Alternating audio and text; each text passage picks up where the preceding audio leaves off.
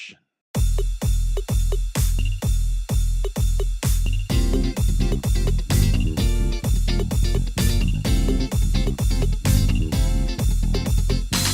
Welcome back to the Real Game Movie Show. I'm your host, Mike Lovins, and with me, as always, is the wonderful Ryan Provost. Ryan, how are you doing? Howdy, Mike. I'm doing great. How are you? Awesome. I am doing great myself. Hey, we are back for episode 7. We are rolling along here. Lucky 7. Lucky number 7. So, tell you what, let's go ahead and get started with our newsreel. Newsreel. So the first story is going to tie back a little bit to last week's episode. So last week, while discussing our least anticipated movies, Ryan's dishonorable mention was X-Men Dark Phoenix. Well, Ryan. Yeah. Now you'll get to use that one on next year's list too. Fox released a statement saying that the movie was being pushed to February 2019 to allow for reshoots because Sophie Turner, who plays Phoenix, Jean Grey, is currently busy doing Game of Thrones, and they have to wait for her to be more available. So, but with that, then the New Mutants, which was actually supposed to come out this month, like April 13th. Yeah, like real soon. Which then had been pushed actually to February. That has now been pushed to August 2019. Wow. So there are some rumors that if Disney gets all the legal stuff together for taking over Fox, that the New Mutants might actually not make it at all or end up being saved for the Disney streaming service. I'm not so sure. I feel like that's going to happen either way. I think it'll end up hitting the August 2019 because it's supposed to be a horror type movie. So they might, instead of February, be thinking closer to Halloween or something like that. Sure. Plus, I think they want X-Men to come out before New Mutants. So are you... Did you have any thoughts on New Mutants at all? I know you weren't excited about. You're bearing the lead, Mike, which is my powers have surpassed anything I thought they would be. I put out there in the universe that I was not looking forward to this Dark Phoenix movie. And then the powers that be heard our podcast and then said, oh no, we're going down the wrong path. Let's push this sucker back. I think that's it. I am actually very pleased with myself and the powers that I didn't realize that I even had. So who's the X-Man now, bitch? It's me. But I will say, so they had the trailer for New Mutants, and I actually really liked it. I like the concept of looking at the X-Men world universe and thinking about the different kinds of ways that universe can be inhabited. Yeah. And so I love the thought of, okay, let's make a horror movie set in this world. I also love the idea of like a comedy happening in this world where, there's some awkward teenage mutant who's just learning about his powers and everything's going wrong and it's all slapstick. That's kind of Deadpool. That's kind of what they did with that. So they're doing I like the idea of them doing that kind of thing, but I am worried about what it means that now New Mutants is put off for a year and a half when it was supposed to come out in 27 minutes and Dark Phoenix is being pushed back so much, and I just don't know what they're thinking with that. Just whatever. I'm less concerned about the reasons of pushing Dark Phoenix back. I get it. Your main star is in a TV show that's filming its final season. But that's something they could have planned. They knew that was happening. Well, apparently there were test screenings and the executives wanted something different, so they had to go back in and do more. But whatever. I mean, that's not a good sign, Mike. Not a good sign. Well, the next story, though, actually came out of the same press release that Fox had put out. And this is actually a little bit better news. Oh, good. So the Freddie Mercury story that's supposed to come out on Christmas called Bohemian Rhapsody has been moved up from Christmas Day to November 2nd. So they're Okay. actually bringing that one out ahead of time, which to me is actually a good sign because that means that they think that maybe it has a chance of some Oscar push, so they want to bring it out earlier. Sure. And from December 25th to November 2nd, that's a good deal of time ahead. Yeah. Now, I know for the longest time, Sacha Baron Cohen was tied to play Freddie Mercury, but Yeah. isn't someone else playing him now? Yeah, I'm not sure if I've got the name right, but Remy Malik or something like that. Oh yeah, from Mr. Robot. Mr. Robot. Yeah. Yeah, and he was on True Blood too for a little bit. I don't know if you ever watched that, but I didn't, but I low key think he's a pretty handsome fella. yeah, he is good looking. And I've seen the pictures of him with the mustache. Really? And, Is it good? Yeah. Okay. I think he's gonna do a good job, at least looks wise. I haven't heard anything. I mean, he always does a good job looks wise. He has a very awkward look to him, but I'm digging it. I'm living for it. I like it. I think that could be a really good fun movie. And of course, any biopic that happens towards the end of the year just screams we're going for the Oscar. Oscar me. Exactly. And if not for Best Picture, then certainly for whatever the lead performance is. So maybe we'll be seeing Remy at the Oscars next year. Yeah, let's hope. All right, so this week the movie that we saw was Ready Player One. So, going back to our episode last week again, this was the top of my most anticipated list. It was. So I'm really looking forward to talking about this. Yeah. I'm going to give kind of a synopsis here. I imagine that there's not too many people who don't know about this movie, but I'm kind of paraphrasing here of Warner Brothers' official synopsis, but I wanted to make sure I got some certain details right. So the movie takes place in 2045 right here in Columbus, Ohio. The real world is a harsh place, so most of humanity spends their days in the virtual world of the Oasis. Before dying, James Halliday, the creator of the Oasis, leaves clues throughout the virtual universe to find 3 hidden keys. The winner of the keys wins Halliday's vast fortune and control of the Oasis. When Wade Watson conquers the first challenge, he and his friends are hurled into a fantastical universe of discovery and danger to save the Oasis. That's a bit of a mouthful. So the movie was directed by Steven Spielberg and stars Ty Sheridan, who is in the new X-Men universe. He's the new Cyclops. Okay. He was Cyclops in Apocalypse, which is kind of funny because he's wearing a visor in that movie and wearing a visor in this movie. And Olivia Cook, who was... did you see Me, Earl, and the Dying Girl? I did not see that one. I didn't either, but apparently she's the dying girl. She's not Earl, you say? She's not Earl. Okay. And she's not me. Okay. But anyway, yeah, I mean, it also had Ben Mendelsohn as the bad guy, our main villain. And, yeah. Some other folks. So I don't want to go into too many because I've got a sleigh in there too. So anyway, so let's get your spoiler-free general thoughts about the movie. Yeah, so I love Steven Spielberg. He has directed some of the greatest movies of all time, right? And so anytime a Steven Spielberg movie comes out, people get excited. And I am a people, and I got excited for this one. I mean, this movie is based on a book that I haven't read, but I know is very popular and a lot of people really, really love. And so I was excited to see this. And, if I had no excitement for it, maybe I would have come out a little bit higher on it. But because of who was directing it and just the anticipation that this movie had based on the source material, I came out very, very just kind of meh. Okay. Like, it was fine. I will never particularly want to see this movie again, but it was fine. I mean, there was nothing that I hate. This can be one of the hardest movies for me to talk about personally because there wasn't anything I particularly hated about it.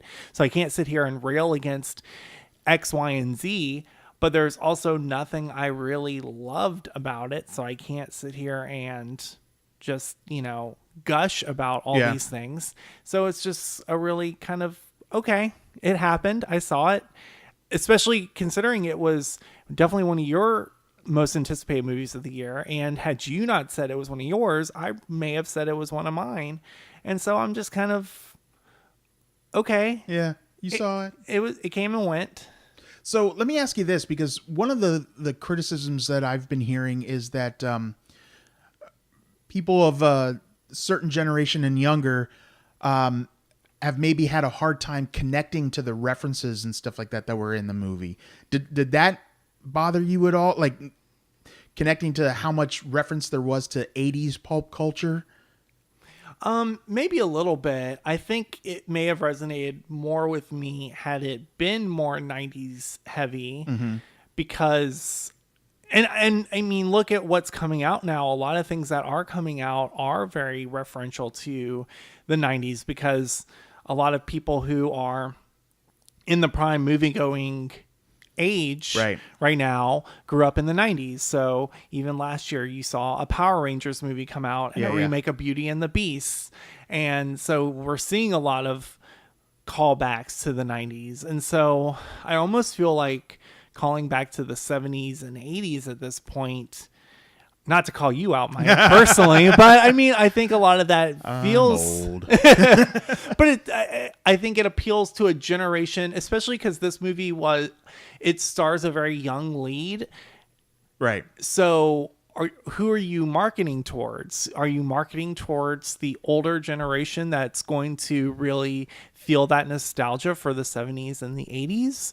Or are you gearing towards the generation that's going to feel more of a connection to this very youthful story? And that might be why it worked so well as a book and why it was so popular as a book, because then you do have people from my generation who are maybe more readers than a younger generation. Yeah. I mean, there's a significant scene in this movie that takes place in the setting of The Shining. And as that was happening, I was thinking, okay, this movie, the premise is very like video game heavy. So think about gamers these days and how many young gamers have a strong familiarity with the movie The Shining. Right. And think of that as like a big movie in their lives. Yeah. I don't know. Yeah, it's no, I get you, and I'll get back to that one in a little bit. Sure. But so here's some of my thoughts on the movie. I did like the movie. I liked it very, very much, and I do anticipate seeing it again. I expected, though, to walk out of the movie being like, oh my God, this is one of the best things I've ever seen in my entire life. Yeah. And I didn't feel that, and I'm a little disappointed that I didn't have that feeling walking out. But like I said, I liked it enough that I totally anticipate myself buying it and watching it again and stuff like that.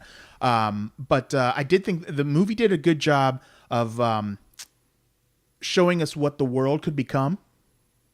You know, if you kind of look at it that way, it's like it doesn't seem like we're that far away from living in a virtual world, but you know, where in the real world drones can scout you out and no matter where you are. But it kind of reminds us that only actual reality is real and that we need to be more aware of our life and what's around us. So in a way, I kind of feel like that there's a little bit of a message that could resonate with the younger people seeing the movie. Yeah. So I recently binge watched a lot of Black Mirror. Okay. And Black Mirror, the series on Netflix, looks at our relationship with technology and kind of projects where we could go with it, and almost in a Twilight Zone kind of way, looks at and critiques our relationship with technology. And listening to you talk about that connection in this movie between the characters and the virtual world, I'm thinking that there could be a more adult movie version of this where there are very blurred lines between what's real and what happens in a virtual world.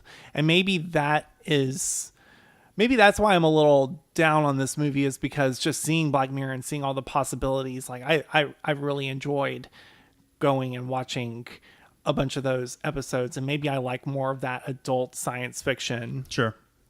That this was blurring the lines a little too much from just being a very childish, carefree kind of environment, which Spielberg does a great job with a lot of times, and not quite going as far as I hoped it would go in critiquing our relationship with technology. Maybe. Gotcha.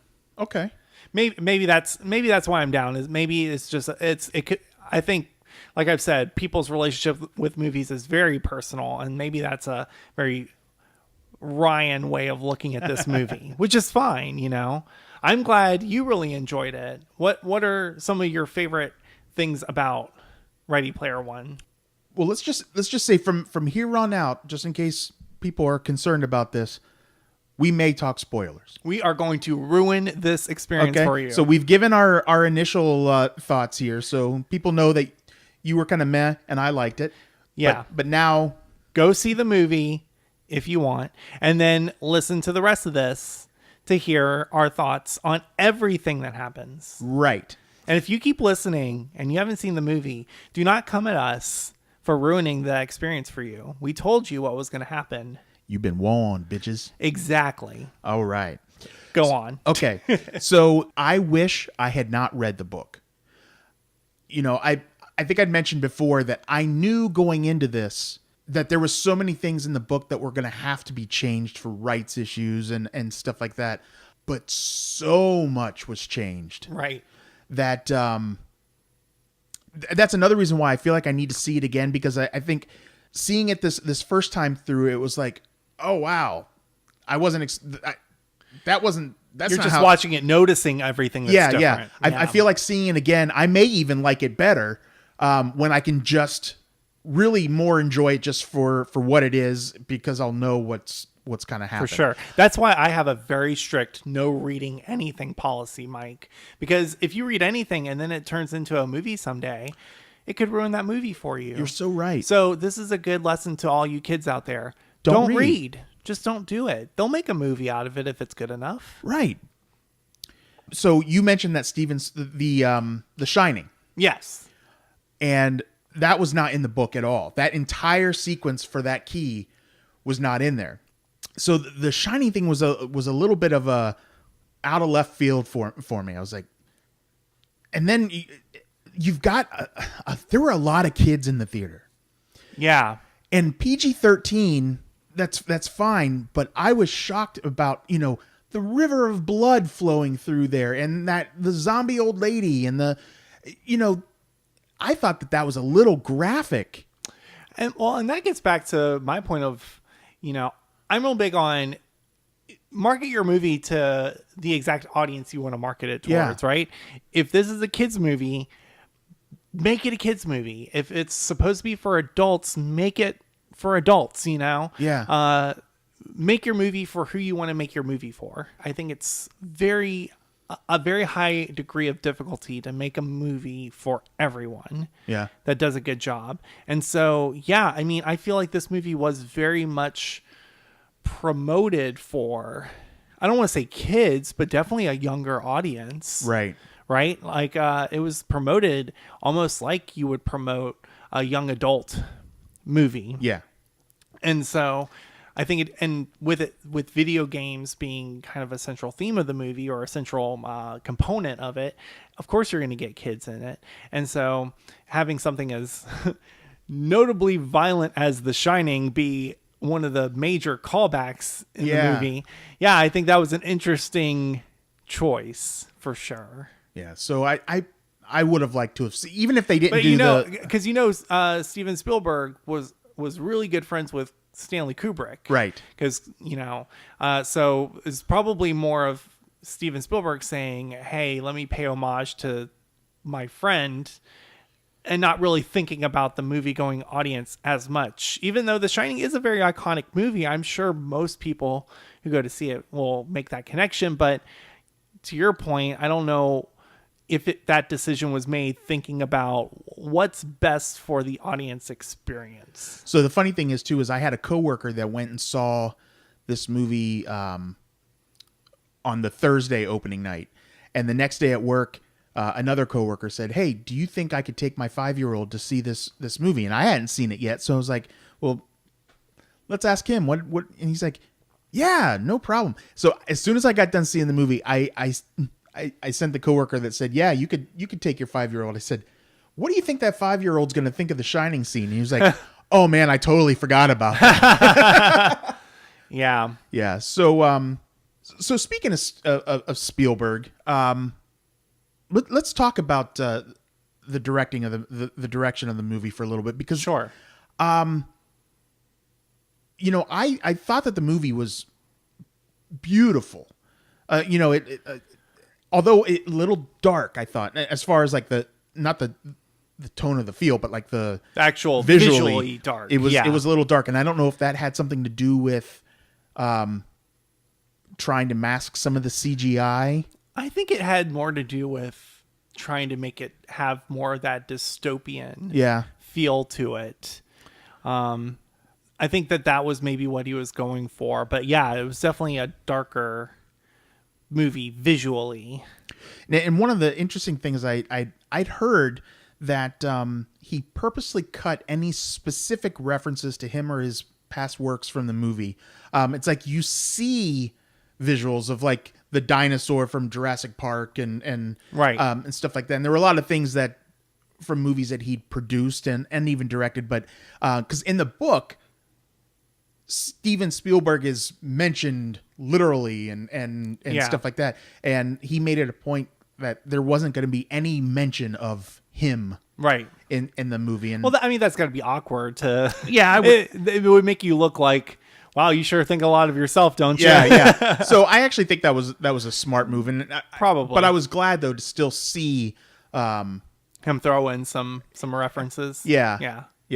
But like I said, I thought the direction was good. The visuals were stunning. Here's the thing: Spielberg is in a very interesting. He can do everything. He's one of those rare directors. He doesn't stick to one type of movie. So, right now we look at he just did this, and then right before this was The Post. Yeah, very two different very types different of movies. Yeah, and I think he at this stage of his career is executing at a higher level the types of movies that are The Post than this. Because I really can't think of for me, the last kind of spectacle fairy tale kind of movie that Spielberg has done that I really enjoy, if I think back on it, was probably, for me, AI, which was way back in 2001. Yeah. And I think. Yeah, it was a while ago. 2000 or 2001. I mean, I can't think of anything since then that he has directed that has... Wait, was Minority Report after that? Maybe, but I've only seen that once. Okay. I'd have to go back. But even that was only, I think, 2002 or 2003. Yeah. So he hasn't really done the big spectacle movie really well, or like at a degree that he is capable of, I would say, in a very long time. Yeah. Whereas I think he hits a little, his batting average is a little better when he's going for those dramatic movies. So I would definitely rate The Post higher than I would rate this. Okay. I think he as a director is, for whatever reason, and maybe it's because he's a little older now and has more of a personal connection to those kinds of stories than maybe these younger stories, that he's just able to do that at a higher level now. Okay, so here's what I'll ask you about Ready Player One. Okay. Especially since you're familiar with the book. I'm not at all familiar with the book. Do you think this is... I know you said a lot of this stuff had to be changed because of rights and all that kind of stuff. And I think that's even something that the studio got ahead of. Like, I feel like there were a lot of articles out there about how, acknowledging that they had to Be change prepared a lot for of stuff. knowing that this wasn't going to be the book. They were really ahead of that. So knowing that, do you think this was the best version of this movie that could have been made? And if not, what could have been different? Is it the actual story? Is it the acting? What could have been different for you that would have made this, like you said, you really enjoyed this movie, but it's probably not going to be in your top 10 from what I'm hearing you say of the year. It might be in top 10, but it certainly won't crack that top 5. Right. So what could have made it better? I definitely think, like after first viewing, like the Shining stuff, I think could have been, we've already kind of talked about that, but I think that could have been, that whole scene probably could have been different. It would have been kind of nice maybe if during that scene, it's to get, it was about him not taking that leap and kissing the girl and stuff like that, but it was all done in this horror kind of aspect. It might have actually been kind of nice if they did kind of play it out like a rom-com, and made it a way too to kind of draw our two young main characters together a little bit more too, because I kind of felt like their relationship blossomed pretty darn quickly. Yeah, it was very quick. And Spielberg does that. Like for my money's worth, Spielberg doesn't always develop romantic relationships very well in his movies. Yeah. They're just kind of there. They just kind of happen. Like, which is funny because a lot of the Spielberg does a really good job of portraying other types of relationships, whether it's, between family members or between really close friends. Like, I think he does a really good job with other relationships, but with romantic relationships, like, can you name a really great romance from a Spielberg movie off the top of your head? No. So that's not his strong suit. And so I didn't think that was a particular strong aspect of this movie either. It doesn't play to what his strengths are. Spielberg's strengths, especially in a world like Ready Player One, is building some really strong characters, which I don't feel like we very specifically got here, that you care about. Yeah. Which helps build the suspense. And then building a very visually captivating world that is in some ways groundbreaking. So as I was watching this movie, I was thinking, okay, is this like, so you go back and you watch a Jurassic Park, right? Mm-hmm. And that movie visually holds up so well even today. Right. Right. You watch Jurassic Park and it's like, wow, this is amazing. Looks just as good, if not better than any of the Jurassic Park movies that have even come since. Yeah. And I was watching this movie. I was like, I don't know if this is going to hold up in, 20 years the way that did. And his movies have held up really well. Even the very, the ones with a lot of special effects. I mean, the Indiana Jones movies hold up pretty well. Yeah. Oh yeah. Over time.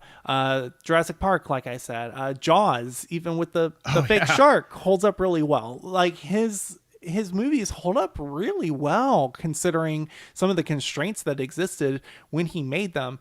And I think not just with Spielberg, but with a lot of filmmakers, just because there's so much available now to play with in terms of special effects, that it's not as bad as it was in the early 2000s where like Star Wars prequel era where there was just so much available, but it was at such an early time in the technology to where it is aged very poorly. I think that what we have now will age fine, but will be dated after a while. If that makes sense. Yeah. One of the things though that coming out of the movie, I thought, I am glad though that even though the avatars of the characters were supposed to be human-esque, that they had like markings on their faces or something different that made them not crawl into that uncanny valley kind of thing with, trying to look like CGI humans. And so, because that was one of my fears, was that computer generated people throughout the movie was going to be hard to watch. Yeah. And to their credit, it wasn't that bad. And No. I was feeling the same way. But it still just visually wasn't quite as great as I would hope. Yeah. From Spielberg. It's basically their upscaled video game cutscenes in a lot of times. Sure. Which is fine if that's what they're going for. Yeah. But again, just not exactly. I don't think this is going to hold up as a movie that we look back on and say it was groundbreaking in terms of the visual special effects. Yeah. Well, hopefully down the line, at least the story will hold up to people who enjoyed the movie. Yeah. I mean, I guess what I'm wondering is, again, having not read the book, what was the level of difficulty in adapting this story for movies? Like, did Spielberg do a good job given what he had to work with? I do think so. I do think so. Yeah. There are in the book, there are so many specific IP references and stuff like that it would have been a fortune to be able to make the movie Completely faithful, reference everything that's referenced in the book. So, and just time constraints alone, there were steps that were taken out between to make it a more concise, to make it more concise. Yeah. So, and I get that, as we've talked about before, because almost every movie we've talked about was a book. You do have to change some things to make a book filmable, right? And to make it compelling as a movie. And those choices, I think there are some books that those choices are easier than others. And I anticipate just from seeing the movie this was probably not the easiest book to adapt to a movie format. Yeah. And I think I'd heard too that it actually was turned down by a couple other directors before it got to Spielberg. So I'd be curious to find out who it was that they maybe went to first and why. But I could see, having seen Spielberg's version, I would be really interested in seeing like J.J. Abrams' version of this story or Jon Favreau's version of this story. I think that there are other filmmakers who maybe even could have done better with this particular story. Because I think Spielberg, as much as I hate to say it, has lost a little bit of his edge when it comes to this type of movie. Whereas I think he is still capable. I want to see him chasing a best picture dramatic type movie thing. Well, and also it would have been kind of interesting to see what somebody who is more of the generation of people who experienced the things that they're referencing as or that have Spielberg, that nostalgia, because he's Spielberg influenced, right? He created a lot of the stuff that he wasn't inspired by that stuff. He created. It would be kind of interesting to see. Yeah, like you said, J.J. Abrams, he's in his 40s. He's the perfect age for somebody who would have some true nostalgic feelings and thoughts on how to portray the book. Yeah. Or the movie. Yeah, I think there are directors who might have done a little bit more with this that would have been a little more interesting because of that reason, for sure. Yeah. So let's get into our takes then. Ryan, what's your gayest take? My gayest take is, okay, I envision this world where the Oasis is a thing, and it seemed like a very innocent place compared to what I think it would actually be. You're probably right. Like, if the Oasis actually existed, it would be a dirty, filthy... Yeah. It would just be one giant virtual bathhouse. You know what I mean? Like... Yeah, I mean... That's all the internet is used for, is porn. Exactly. I can only imagine what the Oasis would be like. And yeah, I can't imagine in this dystopian future where they live this virtual life that they go in and just, have a carefree, fun time wandering around the set of The Shining. Like I envision it's just nonstop. Let's get it on. Like, well, okay. So what's funny is, so there's a scene where Artemis and Parzival are floating in the nightclub, and she kind of like grabs his crotch and says, "Oh, you did come well equipped." So, and that's the thing. They all got to choose their avatar bodies. And as they were like walking through this virtual world, I was looking at all these people and I was like, really? Because I feel like it would be a world inhabited only by like Channing Tatum's and Pam Anderson. For your generation. Yeah, maybe. yeah. That's and the generation of the guy who created the Oasis. Right. But you know what I mean? Like, I feel like it would be a filthy thirst trap of a world. Right. I mean, I know you can't make that movie. I mean, you can. Maybe they should. You can. It'll be the found on parody. the internet very soon. But yeah, that's why I was thinking the whole time. I was like, okay, but I get your little fantasy world here, but for real though, if this actually happened, it's basically a huge sex factory. Absolutely. Absolutely. So did you have a shadiest take on this movie?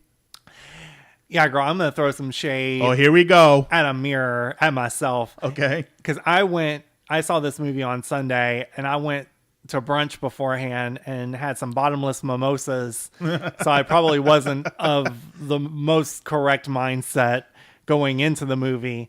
So shame on me. Shade at me. Poor little Ryan trying to watch this movie, prepare for a podcast, half in the bag.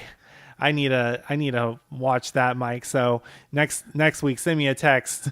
No bottomless mimosas before. No bottomless mimosas. Yeah, absolutely. This is work. No bottomless anything. You're on the clock, sir. Yeah. So good thing we don't drug test here anymore. I fell for it the one time, Mike. I'm not falling for it again. You're not getting me to pee in a cup anymore. Those days are behind us, Mike. Shoot. But yeah, that's my shade. I threw enough shade at this movie. Yeah. That's shade of myself. But hey, Mike. Yeah. Who slayed this movie for you? I tell you what. I'm gonna say that it was Mark Rylance. So he played James Halliday / Anorak, the creator of the Oasis, and we talked about him in one of our earlier episodes as far as his role in Dunkirk, but I felt like he really disappeared into this role. Yeah, and he's really connected with Spielberg lately. He was in Bridge of Spies and won the Oscar for that, and then he was in BFG. Yep. Last year. Yeah. And now this. So I feel like he's become Spielberg's like go-to dude. And they work really well together. Yeah, right? Yeah. In fact, it wasn't until seeing the credits that I realized that was even him.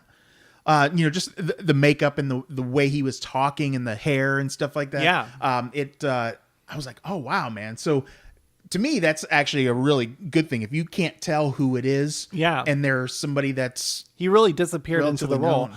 Yeah, and it makes me wonder, just seeing Mark Rylance and all these things lately. I'm like, where has he been for years? Why wasn't he I feel like the first time I ever heard of him was when he was nominated for Bridge of Spies. Like, what was that, 3 years ago? Something like that. Yeah. I didn't really hear of him before that. And now you're looking at me like you're about to spurt off like a bunch of things. Oh, no. But like I'm an idiot. But like he's really talented. He's really good. I was just trying to think in my head, is he British? Yes. Okay, so I think he may have been a stage actor.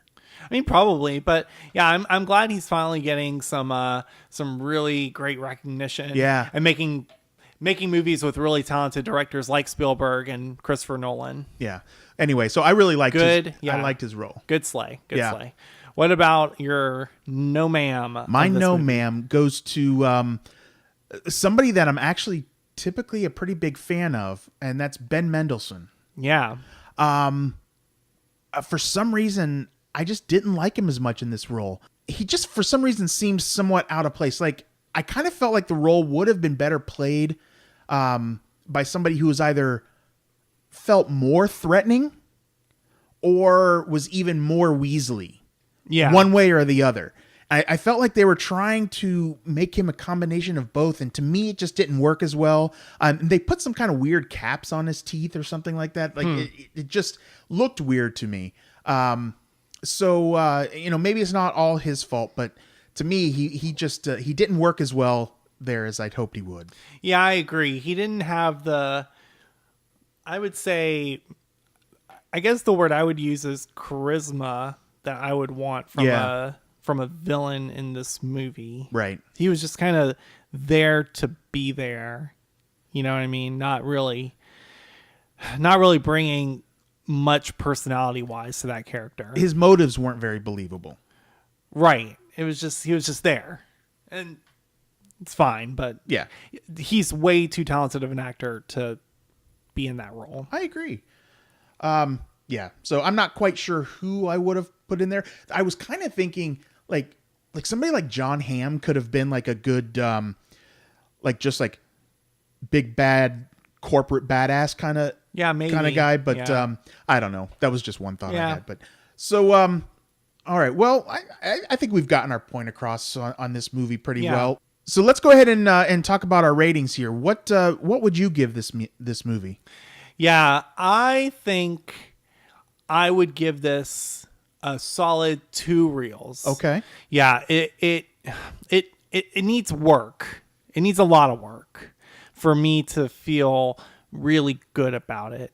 I think it's commendable in that it very easily could have been one of the worst movies of the year. And I don't think it'll be in that discussion.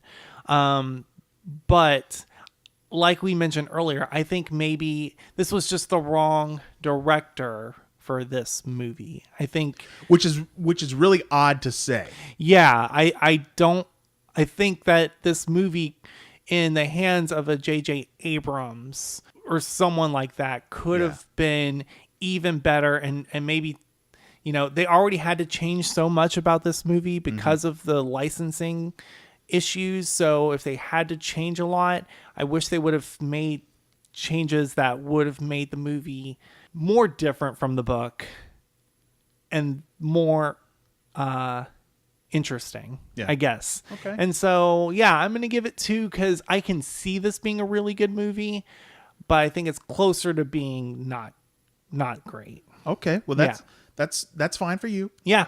What about you, Mike? So I really wanted to walk out of this movie saying, oh my God, it's 4 reels. But alas, I'm giving it 3.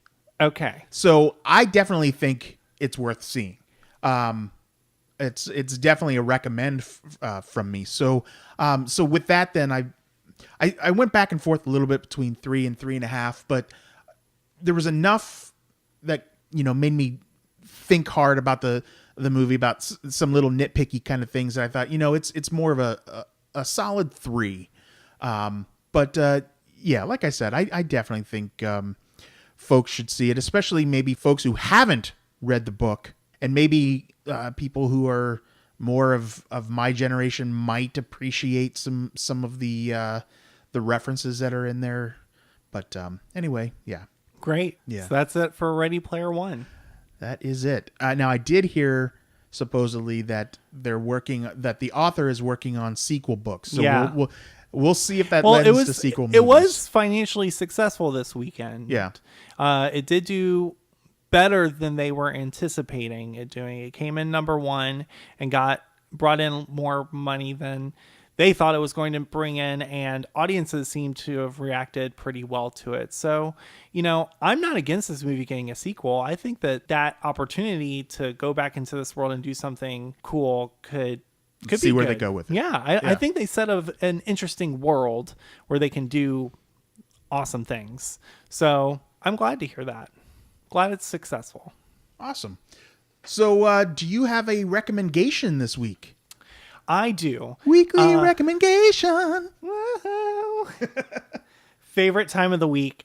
Mine is so this past Saturday night, me and a friend of mine went to Gateway Film Center, which I love, Local favorite. for an event that I had not been to before, but it is a sing-along film series. Okay. Hosted by local drag legend Nina West. Nina West, love her. Yes. So it's Nina West sing-along film series at the Gateway. And we saw Willy Wonka and the Chocolate Factory. Oh, I bet that was fun. It was a blast. And I wish more people had gone because it was a lot of fun, really good time. Nina's just such a great entertainer. Yeah. I've never been to a movie like that where it's a little more interactive and you're actually encouraged to sing along. And how many mimosas did you have before going to that? I had 0 mimosas before going to it. I had 2 drinks during it. Okay. And spilled one of them on myself. So it was a good night. Great experience. For reals. And I will say this about an aside about Willy Wonka and the Chocolate Factory. If you have not seen that movie, I think we all look back on that movie as being like a great children's movie. Yeah. But I appreciate that movie so much more as an adult, especially the scenes before they get to the Chocolate Factory. Like as a kid, I always thought that was just such a boring part. Like, let's just get to the action. Let's get to the Chocolate Factory. But the scenes beforehand are actually, when you go back and watch it, hysterically funny.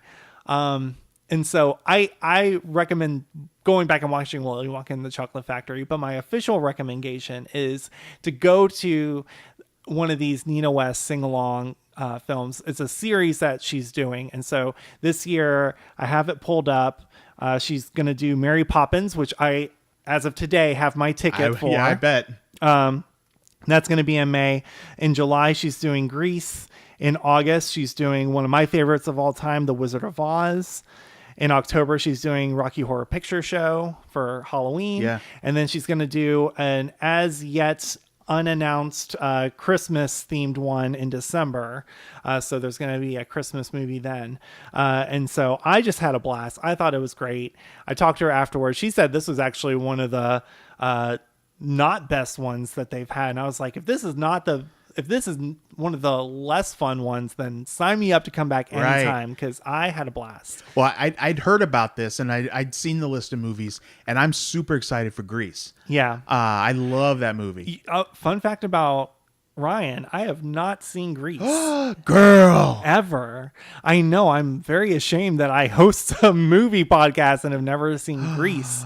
So maybe that'll have to be my first experience. Luckily, they have the words to the songs on the screen, so I can maybe fake it.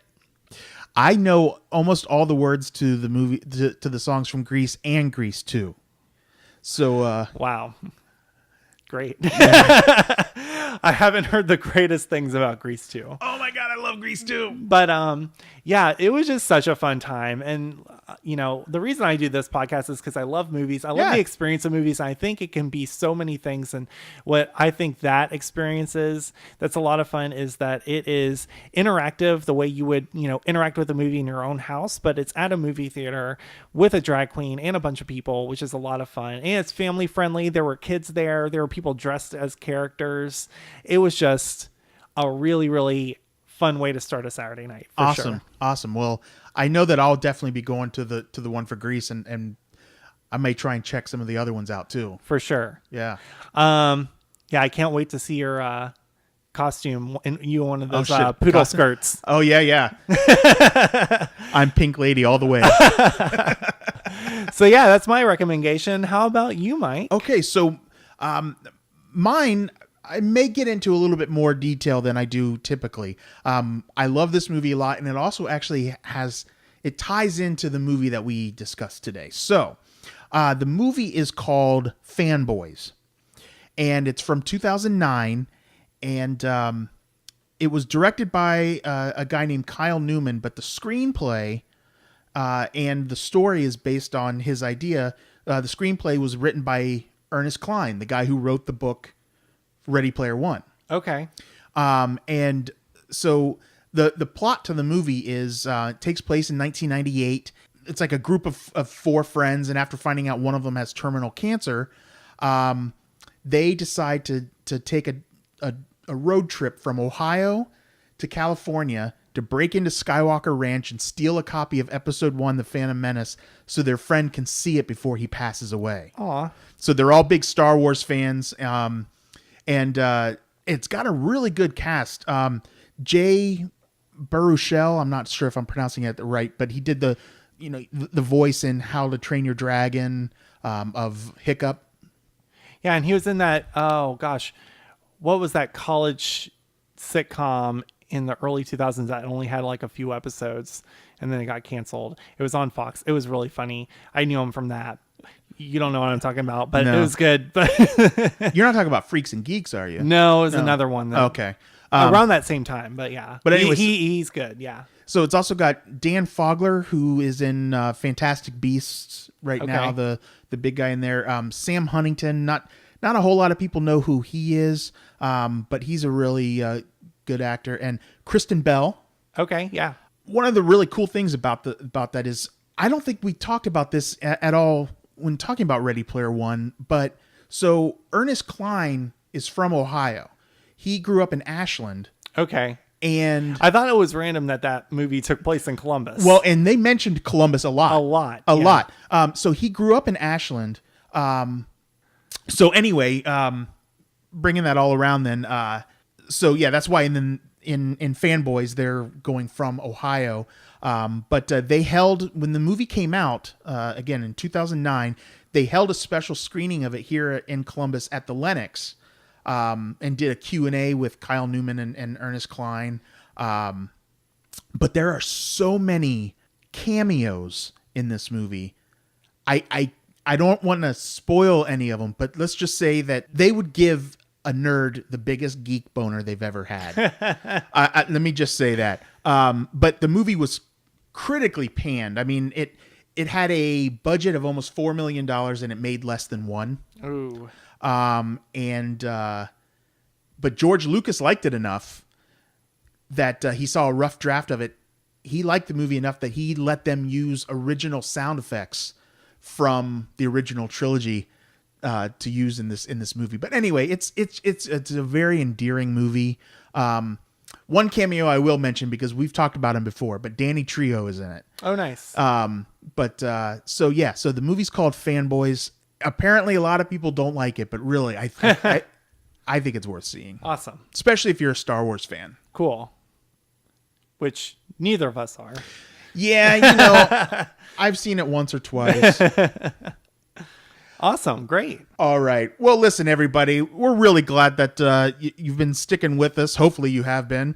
Hopefully it's more than just my mom listening. Actually, hopefully my mom isn't listening. But we're at episode 7 again, so thank you all very much. Don't forget to follow us on Twitter @RealGay and Instagram @Real Gay Movie Show, and like our page on Facebook @Real Gay Movie Show. Also, wherever you listen, iTunes, Google, YouTube, wherever, please subscribe and give us some feedback. So that's it for this week. Thanks, everyone, for listening. Thanks, everybody, and have a real gay day.